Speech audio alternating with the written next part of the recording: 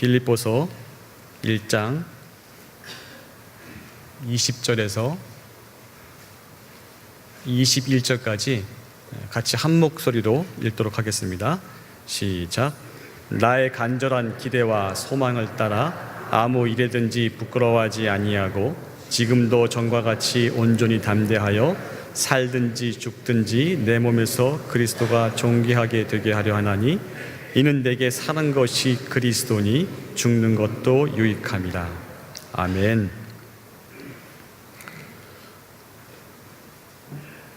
여러분 꿈 있으십니까? 여러분의 꿈이 무엇입니까? 어떤 것을 갖고 싶으십니까? 그리고 또 어떤 것을 하고 싶으십니까? 혹시 또 어떤 것이 되고 싶으십니까? 사람마다 다 틀리겠죠, 그렇죠? 혹시 여러분에게 누군가 이제 휴가를 준다고 한다면 그것도 1년씩 생계를 보장하고 휴가비로 한 1억 원쯤 주머니에 두둑히 준다고 한다면 여러분 그 1억 원과 1년의 시간으로 무엇을 하시겠습니까? 생각만 해도 즐겁죠. 그렇죠? 그러니까 갖고 싶은 거를 갖고 하고 싶은 걸 하고 뭔가 그런 걸 하겠죠. 가고 싶은 데를 가보겠죠. 그러니까 그런 것을 우리가 상상만 해도 즐겁습니다. 1년이란 시간, 1억 원? 와, 이런 마음들이 다 있으실 것 같아요. 현대인들이 워낙 바쁘게 살고 또 재정적으로 많은 분이나 적은 분이나 어려운 건 똑같은 것 같아요. 오히려 많을수록 더 힘들어지는 것 같더라고요. 제가 어릴 때 3가지 소원이 있었습니다. 어릴 때라고 하면 초등학교 들어가기 전입니다. 첫 번째로 뭐였냐면 늙지 않는 것입니다. 늙지 않는 것. 그래서 제 어릴 때 직후는 기억납니다. 부모님 늙지 않는 약을 개발하겠다고 매일 공문하고 다녔던 제 모습을 지금도 기억합니다. 늙지 않는 게 첫 번째 소원이었고요. 두 번째 소원은 부자가 되는 것이었습니다. 왜냐하면 오래 살면 뭐합니까? 뭔가 누려야 되는데 이 땅에서 누리려면 뭔가 소유가 필요하기 때문에 부자가 되는 것이 두 번째 소원이었습니다. 근데 생각해 보니까 오래 살고 돈도 많은데 행복하지 않으면 의미가 없겠더라고요. 그래서 유치원 때 3번째 소원이 뭐였냐면 행복한 것이었습니다. 그래서 늙지 않고 부자가 되고 행복했으면 좋겠다라는 소원이 제 안에 있었습니다. 그리고 제 안에 끝없는 욕망이 하나 있습니다. 욕구가 있는 거죠. 그것이 알고 싶다. 모르면 못 견디는 성미입니다. 그래서 모르면 알 때까지 좀 이렇게 파죠. 이렇게. 여러분들은 어떤 성향 갖고 계십니까? 어떨 때 행복하십니까? 인간에게 이런 욕구가 있습니다. 이런 욕구. 그래서 그 욕구를 질문하는 것 중에 하나가 꿈이 무엇이냐라고 묻는 거죠. 그러니까 어른들이 어린아이를 만나거나 청년들을 만나면 그렇게 질문합니다. 너 꿈이 뭐지? 커서 뭐가 되고 싶지? 이런 걸 물어봅니다. 근데 정작 스스로에게는 그런 질문 안 하죠. 그렇죠? 어린아이들한테, 청년들한테 합니다. 인간에게 이런 욕구들이 있는데 이 욕구에 대해서 연구한 학자가 있습니다.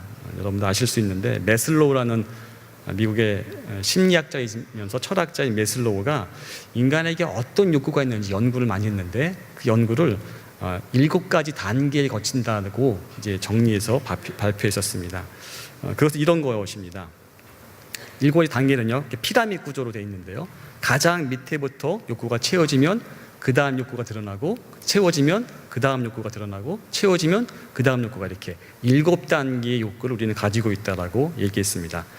가장 기본적인 맨 밑에 있는 출발되는 욕구는요, 생리적 욕구라고 합니다. 생리적 욕구. 그러니까 가장 인간의 기본적인 욕구로서 생리적 욕구는 생명을 유지하기 위한 의식주에 대한 기본적인 욕구를 얘기합니다. 그래서 뭐 식욕이나 성욕이나 수면 뭐 이런 자기가 살아가는데 반드시 필요한 것을 구하는 욕구, 생리적 욕구가 있고요. 만약 그것이 채워지면 그 다음 욕구가 드러난다고 합니다. 어떤 욕구냐면 안전에 대한 욕구입니다. 안전에 대한 욕구. 그러니까 외부로부터 자기를 보호하려는 욕구죠. 생활이나 생명을. 그러니까 어떤 위협적인 요소를 피하려고 보호받고자 하는 욕구를 얘기합니다. 신체적인 위협이 될 수 있고요. 불확실성에 대해부터 피하고자 하는 욕구, 이런 안전에 대한 욕구가 그 다음에 나온다고 합니다. 그래서 그것도 채워지면요, 세 번째 단계 욕구가 나온다고 합니다. 바로 소속감과 애정에 대한 욕구가 나온다고 합니다. 소속감과 애정. 그래서 신체가 안전하고 자신의 어떤 두려움을 갖지 않게 된 상태에서는 바로 다른 사람과 관계 맺고 소속감을 갖고 애정을 나누고 싶어 한다고 합니다. 그래서 사랑의 욕구가 드러나는 거죠. 소속감 및 애정의 욕구. 이것이 채워지면 그 다음 단계에 존경의 욕구가 나온다고 합니다. 존경의 욕구.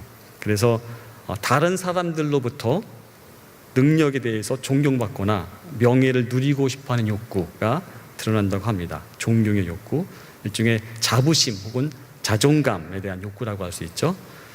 그것이 채워지면요, 그 다음 단계 다섯 번째로 인지적 욕구가 드러난다고 합니다. 인지적 욕구, 혹은 이제 지적, 교육적, 문화적인 욕구라고 할 수 있는데요. 뭔가 재음미하고 어떤 이해와 배움을 추구하는 욕구가 나타나기 시작한다고 합니다. 그것이 채워지면 여섯 번째인데요. 그때는 바로 심미적 욕구라고 하는데, 문화와 예술을 추구하고 자연과 환경을 통해서 아름다움을 경험하고자 하는 욕구가 나타난다고 합니다. 주로 외적인 아름다움보다는 정서적이고 감상적이며 감성적인 내적인 아름다움을 추구하고자 하는 욕구가 드러난다고 합니다. 그 다음에 최고, 맨 마지막에 나타난 욕구는요, 피라미드의 가장 맨인데 자아 실현의 욕구라고 합니다. 자아 실현의 욕구. 자신의 잠재적인 능력을 최대한 발휘하고 창조적으로 자기의 가능성을 실현하고자 하는 욕구, 이것이 바로 자아 실현의 욕구라고 할 수 있죠. 이 욕구들이 크게 두 가지로 이렇게 그룹핑을 할 수 있습니다. 구분할 수 있는데요. 밑에 한 네 가지는요, 결핍에 대해서 대한 욕구입니다. 그러니까 생리적 욕구나 안전 욕구나 소속감 및 애정 욕구, 존경 욕구는요, 그것이 한번 충족되면 더 이상 그것이 동기가 안 돼요. 그 욕구 채우는 것이. 그런 것이 이제 바로 결핍 욕구, 밑에 네 개에 해당되고요. 위에 세 개는요, 충족될수록 그 욕구가 더욱 증대되는 성장 욕구 혹은 존재 욕구라고 합니다. 그러니까 지적인, 인지적 욕구나 심리적 욕구나 자아 실현의 욕구는 성장 욕구, 즉 자기 존재된 욕구이기 때문에 계속해서 충족될수록 그 욕구가 더 증대되는 욕구라고 합니다. 결국 이 꿈이라는 것은, 인간의 꿈이라는 것은 아마 가장 그 위에 있는 존재적인 욕구인 자아 실현의 욕구나 심리적 욕구나 인지적 욕구를 추구하는 우리의 본능적인 모습인 것 같습니다. 그러면 여러분, 이런 욕구들이 있는데 모든 것이 흡족히 다 채워지면 여러분 어떨 것 같습니까? 다 채워지면. 혹시 그런 사람 보신 적 있습니까? 인간이 누릴 수 있는 욕구를 다 채운 사람, 저는 봤습니다. 그리고 너무나 부럽더라고요. 누구냐면 바로 솔로몬입니다. 솔로몬은 잘 아실 것 같은데, 제가 솔로몬을 이렇게 조사를 해봤습니다. 뒷조사를 쭉 했는데 제가 너무 모르고 있더라고요. 솔로몬은요, 밧세바, 다윗의 아내 밧세바의 아들입니다. 10번째 아들이죠, 다윗의. 그런데 그러면 서열상 왕이 될 수 없는데 왕이 된 사람이죠, 솔로몬. 솔로몬에 대해서 여러분들이 아마 잘 아시겠지만 간단히 그 성경에 나온 얘기를 설명해 드리면, 솔로몬의 꿈에 하나님이 나타났습니다. 그래서 말씀하시기를 무엇을 주기를 바라느냐, 나에게 구하여라 라고 말씀하셨습니다. 저 같으면 세 가지 소원이 있었잖아요. 얘기할 거예요. 세 가지 소원. 여러분은 무엇을 얘기하시겠습니까? 솔로몬은 그때 자기의 소원을 아랬습니다. 그런데 그 아뢰이 너무도 지혜로웠어요. 어떻게 얘기했냐면, 그냥 돈을 많이 주세요. 명예를 주세요. 부귀영화를 누리게 해주세요라고 기도하지 않았고 이렇게 기도했습니다. 저에게 지혜로운 마음을 주셔서 주님께서 허락하신 백성을 잘 재판할 수 있도록 하게 해달라고 기도했습니다. 그랬더니 그 기도가 하나님께 흡족했던 것 같아요. 하나님께서 뭐라고 말씀하시냐면 너가 부유한 것이나 원수 갚는 것을 구하지 않고 또 오래 사는 것 이런 거 구하지 않고 재판하는데 무엇이 옳은지 분별할 수 있는 능력을 요구했으니까 내가 너에게 요구한 대로 그 지혜롭고 총명한 마음을 준다. 그리고 동시에 그것뿐이 아니라 너가 구하지 않은 부귀와 영화도 내 일생 동안 있게 하겠다라고 보너스를 주십니다.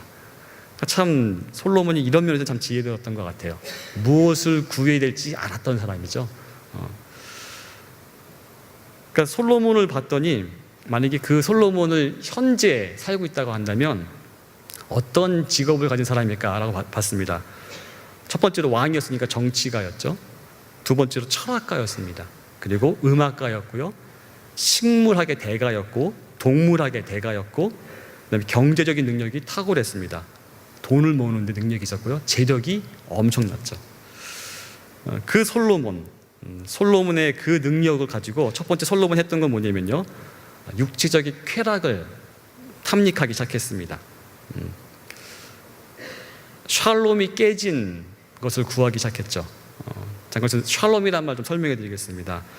성경에서의 샬롬이란 말은 우리말로 번역하면 평화라고 번역할 수 있습니다.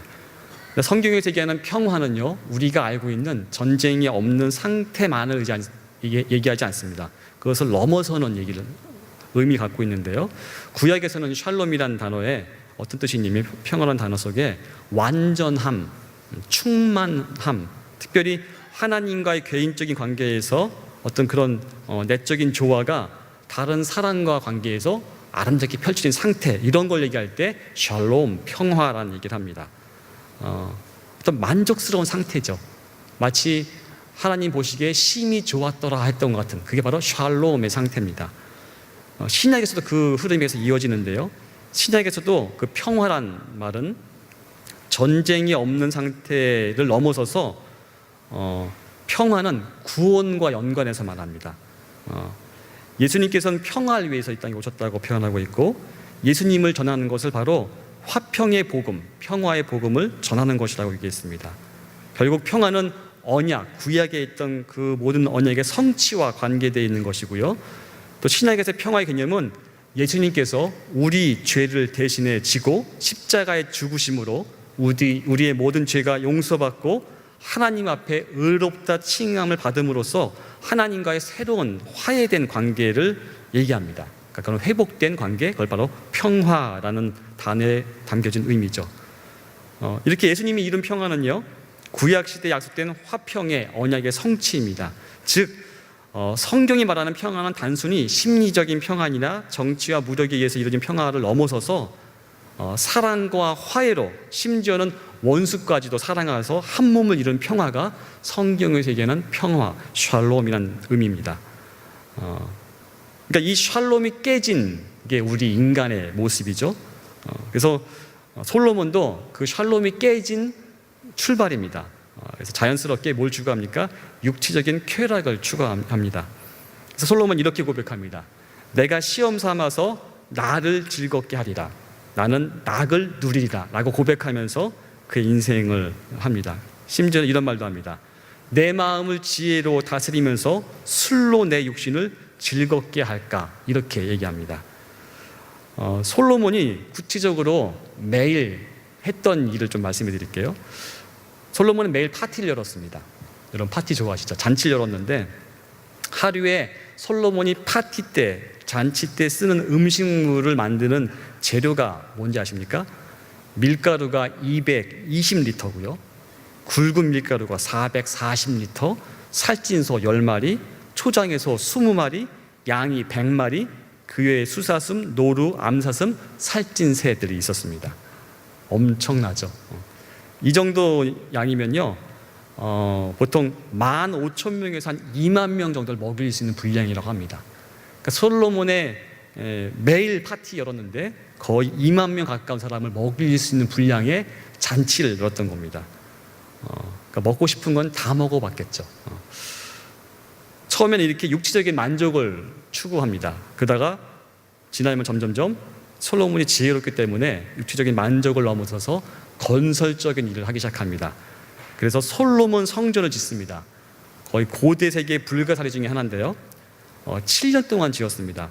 솔로몬 성전을 짓는데 사용된 역군들이라고 하죠. 일꾼이 약 18만 명입니다. 18만 명. 그리고 그 인력을 관리하는 관리 책임자만 3,300명. 감이 안 오시죠? 비교해 보겠습니다. 여러분 피라미드 아시죠? 피라미드 하나를 지으는데 약 36만 명의 역군이 동원됐으니까 거의 솔로몬 성전은 어마어마한 규모라는 걸 알 수 있죠. 솔로몬 성전이 그렇게 7년 걸렸지만 솔로몬이 자기의 궁전을 짓는 데는 14년 걸렸고요. 아내들을 위한 궁전도 따로 지었습니다. 그리고 20년간 성읍을 20개나 건축했습니다. 성읍을 건축한다는 건 단순히 건물만 짓는 것이 아니라 그 건물에 부수적으로 필요한 여러 가지 동산이나 과원, 수목, 포도원 이런 것 여러 가지 부수적인 것들을 같이 지었습니다. 그래서 솔로몬 연못이라는 게 있습니다. 그런 과수원이나 이런 수목을 잘 키우려면 물을 대야 되기 때문에 물을 공급하는 그런 시스템도 개발해서 솔로몬 연못도 만들었습니다. 아주 건설적인 일을 했죠. 그리고 솔로몬은 개인적으로 노비가 솔로몬을 위해서 일하는 사람들이 많았습니다. 심지어는 전속 밴드까지 있었습니다.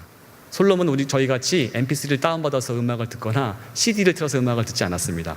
전속 밴드가 있어서 그들로 풍악을 울려라 하면 이렇게 울렸죠. 남자분들이 부러워하실 것 같은데 후궁이 700명 있었습니다. 부인이 700명, 첩이 300명, 합이 1000명. 하루에 한 명씩 만나도 3년은 좋게 걸린 그런 사람입니다. 한 명하고 사는 것도 힘든데 솔로몬은 지혜롭기 때문에 아마 1000명하고 관계했을 것 같습니다. 아무튼 부러움의 대상이죠. 그것뿐이 아닙니다. 솔로몬의 재산도 어마어마합니다. 해상무역으로 큰 번영을 누렸는데요. 솔로몬의 연간 수입이요, 연봉이죠. 세금이나 통행세 같은 걸 다 제하고 해마다 금으로 666달란트를 받았습니다.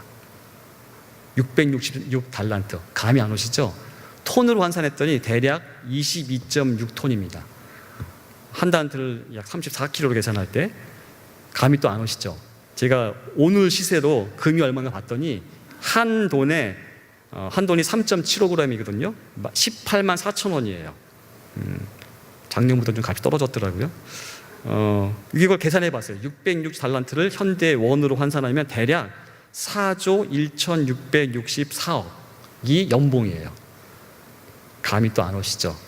그래서 제가 시급으로 환산해 봤습니다. 시간당 저희가 보통 일반적으로 버는 게 4,500원, 5,000원 사이 아닙니까? 시급이 얼마일까요? 솔로몬의 시급은 무려 4억 7,500만 원입니다. 감이 안 오세요? 그럼 초로 쪼개겠습니다. 초당 14만 2천 원을 벌었어요. 쉽게 말하면 이렇게 얘기 드릴 수 있어요. 솔로몬이 걸어가다가 요즘에 수표 10만 원까지 떨어져 있습니다. 솔로몬은 수표를 집어들까요? 안 집어들까요? 솔로몬은 집어들 이유가 없습니다. 집어드는 건 낭비입니다. 왜죠? 초당 그 수표를 듣는데 3초쯤 걸린대요. 그러면 솔로몬 3초가 되면 얼마예요? 초급이 얼마예요? 30만 원 넘잖아요. 30만 원 버리고 10만 원 줬습니까? 지혜롭지 않죠, 그렇죠? 그러니까 그 정도로 부유했던 사람이 솔로몬입니다. 그러니까 현재 사회에 스마트폰이란 최초의 스마트폰을 전 세계 확산시킨 애플사의 CEO 연봉의 10배쯤 됩니다. 그러니까 어마어마한 거죠. 어마어마한 거죠. 거기다가 군사력은요, 병거 끄는 말을 보관하는 마국간이 4,000칸, 기병이 12,000명. 그래서 성경의 기록을 보면 유브라데 강부터 블레셋 땅과 애굽 지경의 모든 왕을 다스렸다라고 표현하고 있습니다. 이것뿐이 아닙니다. 솔로몬은 너무 부러운 게 많은데 더 부러운 거는 종교적인 성공도 이루었습니다. 성전을 봉헌했죠. 성경 기록에 보면요, 흠이 없게 봉헌했다고 표현하고 있어요.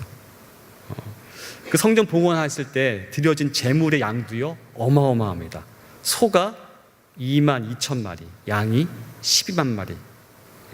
그래서 그것을 바칠 곳이 없어서 특별한 공간을 마련해서 앞뜰에서 따로 이렇게 뭔가 할 정도로 큰 규모입니다. 근데 이렇게 규모만 큰 것이 아니라 이 제사를 하나님이 받으시고 응답하십니다. 내가 거기서 내 기도를 듣겠다라고 말씀하십니다. 그리고 솔로몬은 모세의 율법대로 거기 솔로몬 성전에서 예배를, 제사를 드리게 됩니다. 그러니까 종교적으로도 아주 성공한 사람이죠. 결점이 없는. 그런데 제가 더 주시해서 보는 것은요, 보통 사람이 자기 일이 잘 되고 모든 욕망을 한 번씩 다 충족시킬 만큼 성공하면 어떻게 됩니까? 쾌락에 빠지거나 그 즐거움에 빠지거나 그러면서 인생이 망가집니다. 그런데 솔로몬은요 안 그랬어요. 그 즐거움을 추구하면서도 지나치게 몰두한 나머지 자신의 목적, 즉 이 세상에 가치 있는 것을 알고자 했던 자신의 목적을 잊어버린 실수를 하지 않았습니다. 통제로 벗어날 정도로 무언가 탐닉한다면 당연히 만족을 얻을 수 없지 않습니까? 그렇죠? 내가 그것을 즐거워하는 즐거움에 빠져 있으면 즐거움을 누릴 수 없습니다. 빠져 있지 않아야지만 즐거움을 누릴 수 있는데 솔로몬은 그런 지혜까지 있었습니다. 솔로몬은 즐거움을 추구했으며 즐거움을 찾았습니다. 누렸다는 얘기인 거죠. 솔로몬에겐 더 이상 꿈이 없었습니다. 왜냐면요, 그가 머릿속에 해보고자 했던 모든 욕망을 다 성공적으로 이루어 봤기 때문에 그렇습니다. 더 이상 낙이 없다고 표현할 수 있는 거죠. 솔로몬 부럽죠? 안 부럽습니까? 전 부럽던데. 근데 이제 이 솔로몬이 그 모든 욕구를 충족하고 내린 결론이 있습니다. 제가 읽어드리겠습니다. 헛되고 헛되며 헛되고 헛되니 모든 것이 헛되도다. 이게 솔로몬의 결론입니다. 뭐라고요? 헛되고 헛되며 헛되고 헛되니 모든 것이 헛되도다. 아무 의미 없다는 겁니다. 욕망을 채우는 것은 아무 의미 없다고 솔로몬은 결론을 내리고 있습니다. 이 솔로몬과 반대되는 삶이 있더라고요. 정말 반대적인 삶을 살았어요. 욕망을 전혀 채우지 못한 모습.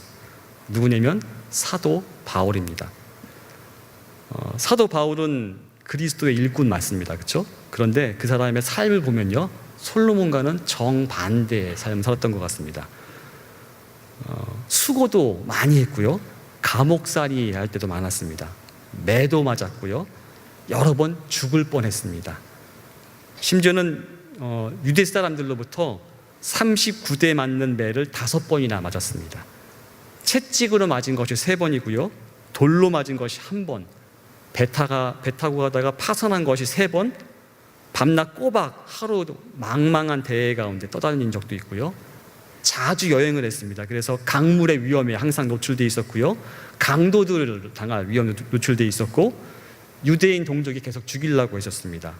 또 이방인들의 위험이 있었고, 또 도시의 위험, 광야의 위험, 그런 수많은, 심지어는 거짓 형제들로부터 위험을 당하기도 했습니다.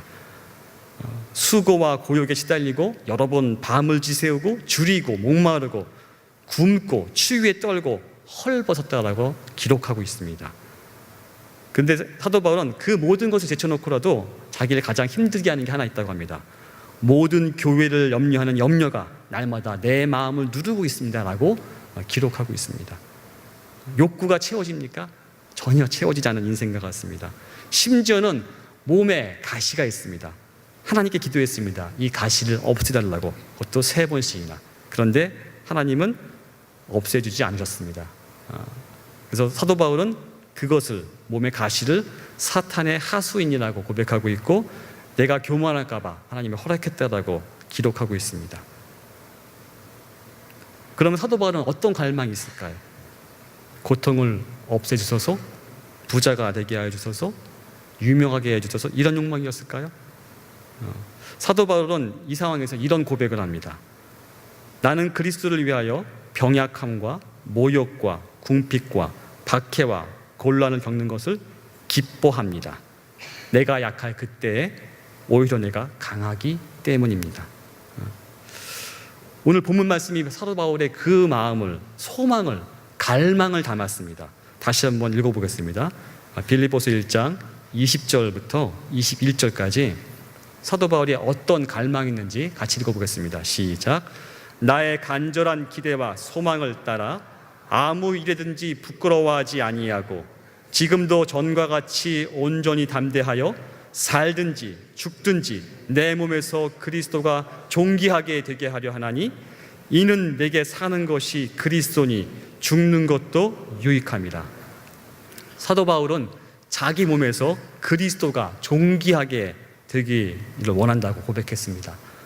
사도 바울은 하나님만 갈망했다는 얘기인 거죠. 그리고 오히려 또 이런 고백을 합니다. 내가 모든 것을 해로 여긴다. 왜냐하면 내 주 예수 그리스도를 아는 지식이 가장 고상하기 때문이기 때문에 내가 그리스도를 위하여 모든 것을 잃어버리고 배설물로 여김은 그리스도를 얻기 위함이라고 사도 바울은 고백합니다. 사도 바울은 하나님만 철저히 갈망했던 사람입니다.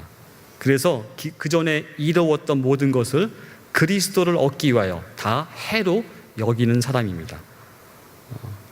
그렇기 때문에 아까 읽었던 말씀과 같이 사도 바울의 고백이 그런 곤란과 궁핍과 박해 가운데 기뻐한다고 고백하는 것입니다. 하나님을 갈망하는 자가 바로 사도 바울이었죠. 여러분도 아마 그런 소망이 있으실 겁니다. 그렇죠? 아니십니까? 아니면 갈등 중이십니까? 저희 신앙을 고백한 신앙 고백집에는요, 우리 인간 제일의 목적을 이렇게 기록하고 있습니다.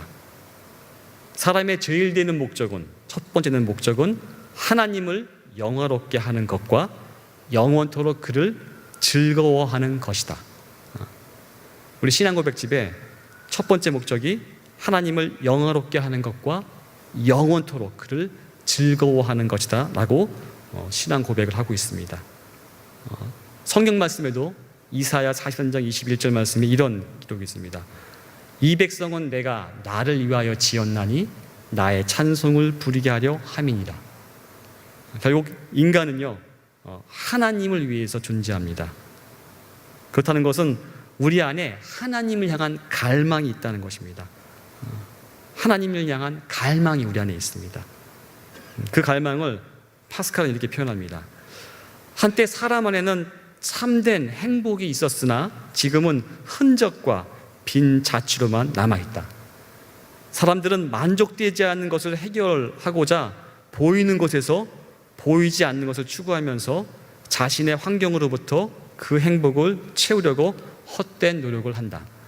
하지만 이 모두는 불충분한데 이 무한한 심연은 오로지 무한하고 불변하는 대상, 즉 하나님 자신만이 채울 수 있기 때문이다 라고 얘기했습니다.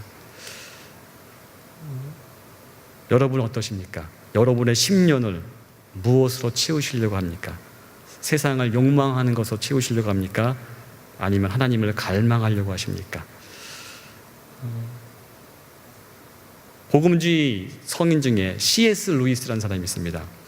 그분이 이런 표현을 했습니다. 한번 들어보시고 인간의 존재 목적이 뭔지를 잠깐 생각해 보면 좋겠습니다. 자신의 행복을 갈망하고 간절히 누리고 싶어하는 것은 나쁜 생각이라는, 그러니까 자신의 행복을 갈망하고 간절히 누리고 싶어하는 것이 나쁘다고 생각하는 것은 보통 현대인의 사고 중에 있는데 이것은 기독교 신앙의 일부가 아닙니다. 하나님은 우리가 행복하길 원하고 그걸 갈망하길 원하고 간절히 누리고 싶어하길 원하십니다. 복음서가 당당하게 약속하는 보상, 그 엄청난 보상들을 보면 우리 주님은 우리의 갈망이 너무 강하기는커녕 오히려 너무 약하다고 말씀하실 것입니다. 우리는 무한한 기쁨을 준다고 해도 술과 섹스와 야망에 집착하는 냉담한 피조물입니다. 마치 바닷가에서 휴일을 보내자고 말해도 그게 무슨 뜻인지 상상하지 못해 그저 빈민가 한 구석에서 진흙파이나 만들고 싶어하는 철없는 어린아이와 같은 그런 것 같이 우리는 너무나 쉽게 만족합니다. 우리는 유한한 것을 욕망하는 존재가 아니라 영원한 하나님만을 갈망하도록 창조되었습니다. 그래서 그 어떤 피조물로도 우리를 채울 수 없습니다. 그런데 문제는 우리는 하나님이 아닌 것을 욕망하고 있습니다. 충분히 하나님을 갈망하지도 못하고 있습니다. 우리는 더 크게, 더 깊게 하나님을 갈망해야 합니다.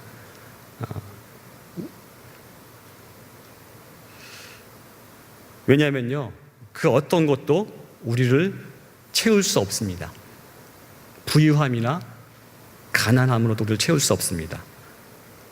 자랑이나 자기 비하로도 우리를 채울 수 없습니다. 육체의 만족이나 자기 학대로도 우리를 채울 수 없습니다. 특별히 우리가 갈망하는 것은요, 하나님을 이용한 축복을, 하나님의 은혜를 값싸게 구하는 것이 아니어야 합니다. 하나님께로부터 온 무엇을 구하는 것이 아니라 하나님만을 구해야 합니다. 이것이 하나님을 갈망하는 것입니다. 하나님만이 내 살아가는 이유가 되어야 되고 그 무엇과도 누구와도 바꿀 수 없어야 됩니다. 왜냐하면 하나님이 우리 인생의 목적이시기 때문에 그렇습니다. 우리를 만드시고 십자가의 피값을 주시고 우리를 사셨고 지금 우리 가운데 거하신 하나님만이 우리의 영원한 갈망을 채울 수 있습니다. 그래서 사도 바울은 하나님만 갈망했던 것입니다. 그래서 이런 고백을 합니다. 사도 바울의 고백입니다. 내가 살아도 주를 위하여 살고 죽어도 주를 위하여 죽나니 그러므로 사나 죽으나 내가 주의 것이로다. 잠깐 눈을 감으시겠습니까? 잠시 묵상하는 시간 갖기 원합니다. 여러분들이 이 세상을 욕망하며 사시는지 아니면 하나님을 갈망하는 삶 사시는지 돌아보시면 좋겠습니다. 하나님이 없는 예배 드리고 계시지 않습니까? 혹시 하나님이 없는 사역은 아니십니까? 혹시 하나님이 없는 구제 아니십니까? 하나님이 없는 선교하고 계시지 않으십니까? 혹시 하나님이 없는 모임이 아니십니까? 이 시간 여러분에게 하나님이 이렇게 묻고 계십니다. 오직 나만 원하는 사람은 없는가? 나는 더 이상 나의 자녀들과 분리되는데 지쳤다. 땅끝의 모든 백성아 나를 앙망하라. 그리하면 구원을 얻으리라. 나는 하나님이라 다른 이가 없음이니라. 잠깐 묵상하도록 하시겠습니다.